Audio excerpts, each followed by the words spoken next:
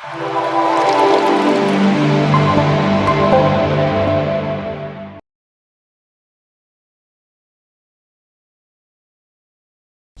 నమః.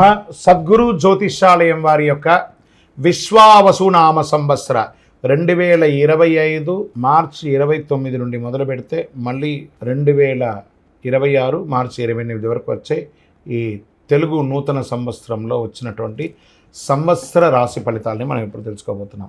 ప్రతి ఒక్కరికి ఏముంటుందంటే, గురుగారు నాకు ఎలా ఉండబోతుంది ఈ సంవత్సరం, నాకు ఆరోగ్యం ఎలా ఉంటుంది, నాకు ఐశ్వర్యం ఎలా ఉంటుంది, నా వ్యాపారం ఎలా ఉంటుంది, నాకు ఉద్యోగం ఎలా ఉంటుంది, నాకు అసలు ఉద్యోగం వస్తుందా రాదా, నాకు వివాహం అవుతుందా అవదా, నాకు సంతానం కలుగుతుందా కలగదా, నా వ్యాపారం అభివృద్ధి అవుతుంది, నేను విదేశాలకి వెళ్తానా వెళ్ళనా, ఎన్నో ప్రశ్నలతో కూడినటువంటి ఆ ప్రశ్నలకు సమాధానమే ఈ గోచార గ్రహస్థితి. ఇందులో మళ్ళీ చెప్తున్నాను, గోచార గ్రహస్థితి మీ యొక్క వ్యక్తిగత జాతకానికి ఒక 30 నుంచి 40% మాత్రమే వర్తిస్తుంది. మీరు పుట్టినటువంటి ఆ లగ్నం, మీ యొక్క టైం ప్రకారం ఒక లగ్నం ఉంటుంది, మీ నక్షత్రం ఉంటుంది, మీ పాదం ఉంటుంది. దాని ప్రకారంగానే సంపూర్ణ జాతకాన్ని తెలుసుకోవడం కుదురుతుంది. నేను చెప్పే ఈ గోచార ఫలితాన్ని కొంతవరకు తీసుకోండి. తర్వాత మీ యొక్క వ్యక్తిగత జాతకాన్ని మీ పరిసర ప్రాంతాల్లో ఉన్నటువంటి గురువులను సంప్రదించండి. గురుగారు, నాకు ఈ సంవత్సరం ఎలా ఉంది, నాకు జాతకం చెప్పండి అని వారి దగ్గర అవసరమైతేనే తెలుసుకోండి. మళ్ళీ చెప్తున్నాను, ప్రతి దాంట్లోనూ ప్రతి ఎపిసోడ్లోనూ నేను చెప్తూ ఉంటాను, జాతకం పడుతున్న వర్షానికి ఒక గొడుగు మాత్రమే, కానీ జాతకం జీవితం కాదు. మీరు మిమ్మల్ని నమ్మండి, మీ ఇష్టదైవాన్ని నమ్మండి, మీ కులదైవాన్ని నమ్మండి, మీ జీవితం బాగా ఉంటుంది. మరి లేదు గురుగారు, మేము మీ దగ్గర తెలుసుకోవాలనుకుంటున్నామని చాలామందికి ఉంటుంది కదా. మా దగ్గర తెలుసుకోవాలనుకుంటే కింద కనబడుతున్న మా నంబర్కి మీ పేరు, date of birth, time of birth, place of birth WhatsApp చేయండి, కాల్ చేయకండి. అది చూసిన తర్వాత మా అడ్మిన్స్ మీకు రిప్లై ఇస్తారు. ధనుసు రాశి మూలా నక్షత్రం మరియు పూర్వాషాఢ నక్షత్రం మరియు ఉత్తరాషాఢ నక్షత్రం యొక్క మొదటి పాదంలో పుట్టిన మీరు ధనుసు రాశి వారుగా పరిగణించబడుతున్నారు. ఈ విశ్వావసునామ సంవత్సరం మీకు ఎలా జరగబోతుందంటే, ఫస్ట్ మీకు అర్ధాష్టమ శని ప్రారంభమవుతుంది. వృశ్చిక నుంచి మీకు ట్రాన్స్ఫర్ అవుతుంది.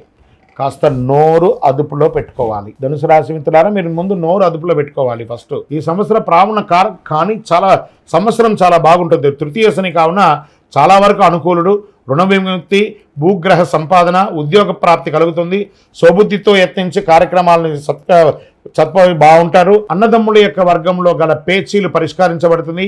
అర్ధాష్టమ శని ఒకటచే విశేషించి శ్రమకారకుడుగా ఉంటున్నాడు. ఈ కాలము అనేక సమస్యలు వచ్చే అవకాశాలున్నా ఎదుర్కొనే శక్తి ఉంటుంది. జాగ్రత్త అవసరము. కళత్రపీడ, ఆస్తి ఇబ్బందులు, శారీరక మానసిక శ్రమ, స్వస్థన అని వాత బాధలు కలిగే అవకాశాలున్నాయి. ఆరోగ్యం పట్ల జాగ్రత్త. ఏదైనా గాయం తగిలే అవకాశాలు మీ శరీరంలో ఎక్కువ శాతం ఉంది కాబట్టి జాగ్రత్త.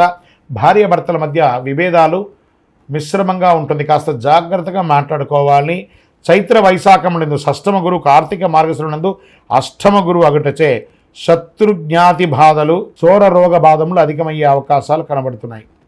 మిగిలిన సమయం అంతా సప్తమ గురువు అగుటచే, మిగిలినంతా ఆ ఒక్క సమయం తప్ప మిగతా సమయం అన్నింటిలోనూ 7వ స్థానంలో గురువు మీకు యోగాన్ని కలిగిస్తున్నాడు. అందుకే గురు చూసిన కోటి లాభం. శని భగవానుడు అర్ధాష్టంలో ఉన్నా గురువు మీకు యోగం చేస్తున్నాడు కాబట్టి చాలా అద్భుతాలని ఆస్తి కొనుక్కునే అవకాశం ఉంది. రియల్ ఎస్టేట్ రంగం వారికి చాలా బాగుంది. స్పెక్యులేషన్, షేర్ మార్కెట్ వారికి ఇది చాలా బాగుందండి. ఏదో కేసు, ఎప్పటి నుంచో కోర్టు కేసు ఉన్నాయి చూసారా, అవన్నీ తొలగిపోయే అవకాశాలు ఉన్నాయి.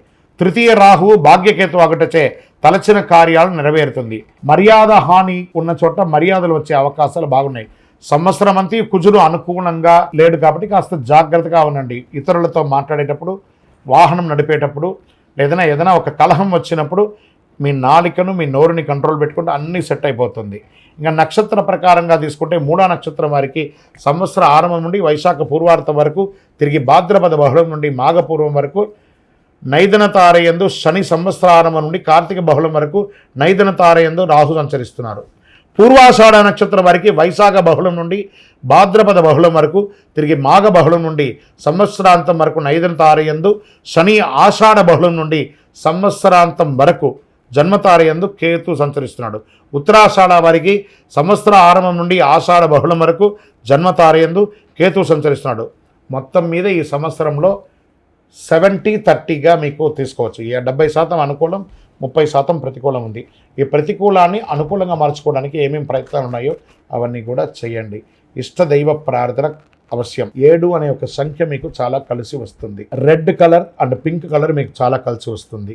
శివాలయానికి ఏదైనా మీ పక్కన ఉన్నటువంటి శివాలయము దక్షిణామూర్తి ప్రార్థన ఎక్కువ చేయండి. పసుపు రంగుతో మాల, పసుపు రంగు వస్త్రాన్ని స్వామివారికి ధరింపజేయండి. 9 అనే ఒక సంఖ్య గల చెప్పుని పేదవాళ్ళకి ఎవరికైనా దానంగా ఇవ్వండి. మీ వయసు ఎంత ఉందో అన్ని సంఖ్యతో మీ నక్షత్రం రోజు పరిసర ప్రాంతాల్లో ఏదైనా ఒక దేవాలయంకి వెళ్ళి ఆ దీపాన్ని వెలిగించండి. ఇంకను సకల దోషాలు తొలగి ఆనందంగా ఉండడానికి అతి శక్తివంతమైనటువంటి కరుంగాళి మాలను ధరించడానికి ప్రయత్నం చేయండి. మళ్ళీ చెప్తున్నాను, ధనుసు రాశి విద్యార్థులారా, మీరు అద్భుతమైనటువంటి విద్యను సాధించి ఒక మహా సంవత్సరంగా ఈ 2025-26 ఉండబోతుంది. Get ready. ద్వాదశ రాశుల్లో ఉన్నటువంటి మీరు ఆయురారోగ్య ఐశ్వర్య భోగభాగ్యాలతో ఉండాలని అఖిలాండ కోటి బ్రహ్మాండ నాయకుడు శ్రీ ధర్మశాస్త్ర అయ్యప్ప స్వామి వారిని సదా సర్వావసరద్దు మీకోసం, మీ క్షేమం కోసం ప్రార్థన చేస్తున్నాం. మీరు తిరుపతికి వచ్చినప్పుడు మన అయ్యప్ప స్వామి వారి 18 అవతారముల దేవాలయం జీవకోన తిరుపతిలో ఉంటుంది. రైల్వే స్టేషన్ నుండి, బస్టాండ్ నుండి 3 కిలోమీటర్ల దూరంలో.